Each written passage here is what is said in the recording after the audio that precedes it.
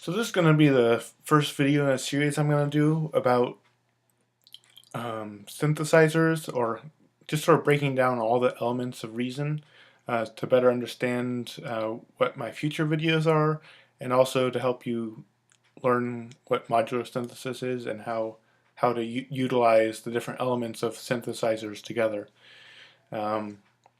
So in Reason, the three synthesizers that you are given are Thor, Subtractor, and Maelstrom.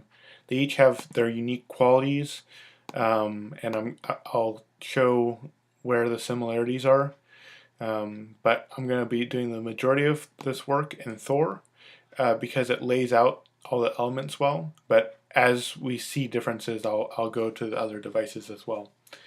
In this first video, I'm going to talk about the oscillators and just what makes up the basic elements of an oscillator. And then in the next video, we'll talk about filters. Anyways, to get started, this is the oscillator section in Thor. Thor has three oscillator. You can have three oscillators in an instance of Thor. In Subtractor, you have these two oscillators: OSC, oscillator, oscillator 1, and oscillator 2. And in Maelstrom, you also have two oscillators, oscillator A and oscillator B. And they all have a lot of similarities, and I'm going to just go over what makes up an oscillator. So, as you can see, pretty much any oscillator I choose, I have these four knobs that are the same. And this is true for all these different oscillators in Thor.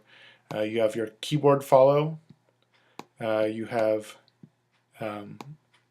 octave knob, your semitone knob, and your tune knob. This keyboard follow knob is what allows your keyboard to track, to play different pitches based on different notes that you're playing. So if I have this all the way up, which it is by default, when I play on the keyboard, it will play like a normal keyboard. The pitch will change to whatever note I'm hitting. As you turn this down, the pitch will become less and less accurate to the note that you're going to. So when this is all the way up and I go up a semitone, the pitch goes up a semitone. As I turn it down, it goes less than a semitone until I go all the way down, where it then makes every single note that I play C4. No matter what I hit, it's C4. This is not something that I use a whole lot, except if I'm using white noise or something. But even then, it's not entirely necessary because there already is no pitch. There's definitely instances where it is useful if you're doing like a drum or something and you don't want it to change pitch based on what note you hit. But for the most part, I just leave it all the way up. So if we look at these other oscillators, the Subtractor and Maelstrom don't have a keyboard follow, so they don't even let you choose. It's always going to be moving to whatever note you're playing. So that's one thing that Thor has that the other ones don't. But moving on, another important aspect is a waveform. So different oscillators have different ways of creating sounds. So it's not always as simple as choosing a waveform. Sometimes it will be like an FM pair where you're these are waveforms, but they're manipulated using frequency modulation to create complex waveforms. So, but every oscillator is going to create some sort of waveform. Oscillator, it's creating some sort of repeating waveform that you can then play. It makes a tone in some way or another.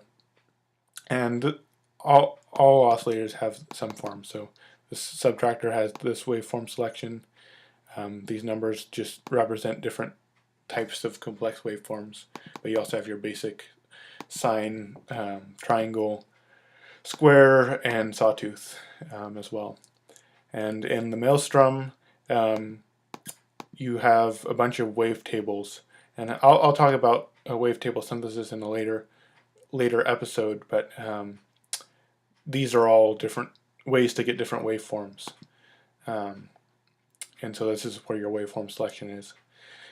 Moving on, we have octave, semi, and tone. So octave changes what octave you're playing. Most people know this already. Semi moves up whenever you're playing semitone. So if I'm hitting C4. So now when I hit C4, it sounds like a C sharp because I brought the tone up a semitone. And as I go up, this goes all the way up to 12. 12 is a full octave. There's 12 semitones in an octave. So it would be the same as having octave set at 4, semi at 12. It would be the same as having the semi at 0 and the octave at 5. Moving on, we also have this tune knob, sorry, and this adjusts the pitch very slightly. So if I play a C, you hear a very subtle detuning, and for the most part in Reason it does this in groups of 100, so you can tune up 50 or down 50, and that allows you to sort of hone in the tuning of the oscillators if you want to. For the most part, though, you just use that if you want to detune your synth a little bit from other oscillators or from another synth. But yeah, anyways, that's what that is. And if we go down here, we have the same stuff. We have octave, we have the semi that goes all the way up to 12, and we have a synth that can either go down to -50 or go up to -50. And yeah, so same basic principles, same basic thing. Oscillators are very similar, oscillator to oscillator. They just will occasionally have minor differences.